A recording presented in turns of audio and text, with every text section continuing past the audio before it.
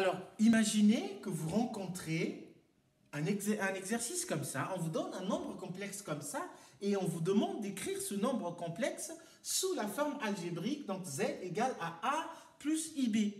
Alors, comment faire? Eh bien, c'est ce que nous allons faire maintenant. Donc, ce qu'on va faire, on va commencer par le premier ici. Alors, je vais prendre donc 1 plus i racine de 3 à la puissance 5, c'est égal.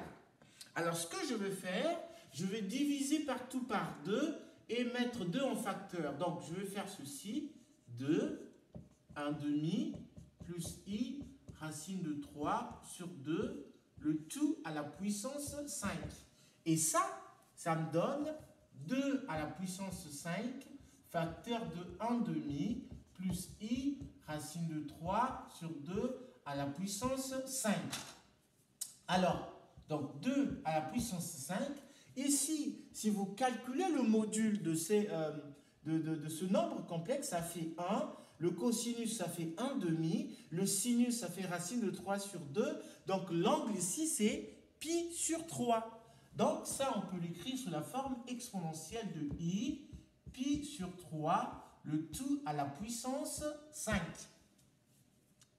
Je fais la même chose pour celui-là.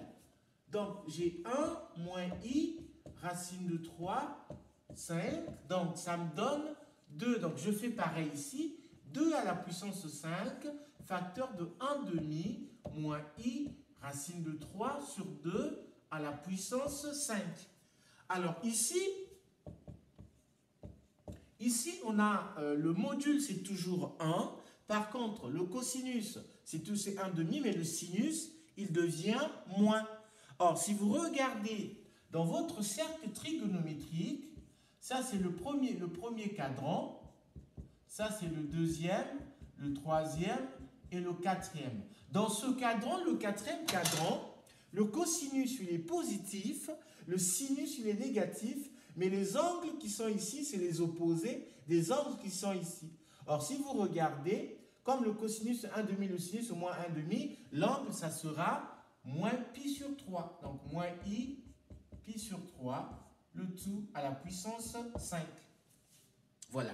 Donc, mon z ici, c'est égal à 2 à la puissance 5, exponentielle de i, 5 pi sur 3, plus 2 à la puissance 5, exponentielle de moins i, 5 pi sur 3. Donc, je peux mettre ça en facteur. Je peux mettre 2 à la puissance 5 en facteur. Il va me rester exponentielle de i, 5 pi sur 3, plus exponentielle de moins i, 5 pi sur 3. Voilà. Maintenant, lorsqu'on arrive ici, qu'est-ce qu'on se dit? Tiens, ça nous rappelle quelque chose. Eh bien, ça nous rappelle quoi? Vous vous rappelez des formules d'Euler. On nous dit que les formules d'Euler, donc je rappelle, cosinus de θ, c'est exponentielle de i θ plus exponentielle de moins i θ divisé par 2.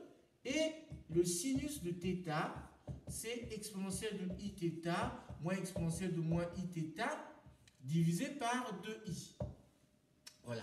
Donc, ce que je veux faire, ça ressemble à l'expression que j'ai ici, ressemble à ça. Donc, ce que je veux faire, c'est que je vais diviser par 2. Mais comme j'ai divisé par 2, il faudrait que je multiplie par 2 ici, là. Donc, ça me fera, ça fait 2 à la puissance 6 fois le cosinus de 5 pi sur 3. Voilà. Donc, notre z, c'est égal à 2 à la puissance 6 fois le cosinus de 5 pi sur 3.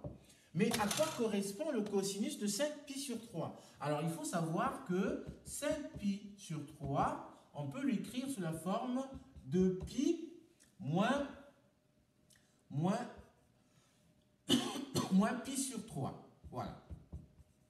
Donc, comme ça, vous avez 6 pi moins pi. Ça fait 5 pi sur 3.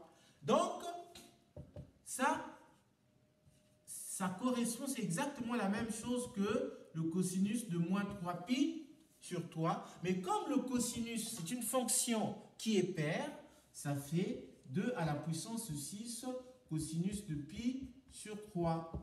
Or, le cosinus de pi sur 3, c'est égal à 1/2. Donc, on a 2 à la puissance 6 divisé par 2. Ça nous fait 2 fois 2 à la puissance 5 divisé par 2. Donc, c'est 2 à la puissance 5. Donc, on trouve que le z, c'est 2 à la puissance 5 qui est égal à 32. Voilà comment on arrive à trouver notre nombre complexe.